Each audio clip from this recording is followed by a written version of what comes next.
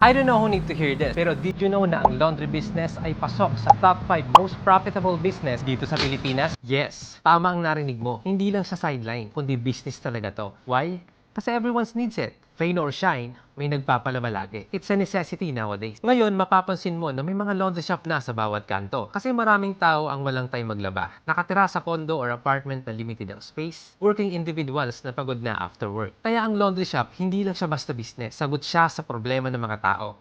At ang maganda pa dito ay, madali siyang i-manage, less overhead expense, at pwede mong pagsabayin ang work at ang business. Marami nang nagsimula ng laundry shop ngayon. Pero kung mapapansin mo, ngayon pa lang talaga siya lumalago. Lalo na dito sa urban areas, condo hubs, malapit sa schools or dormitories.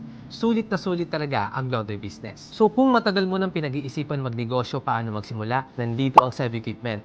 Best partner mo para sa pangarap mong laundry business. And that's for today's Sev Insights. Your business, our expertise.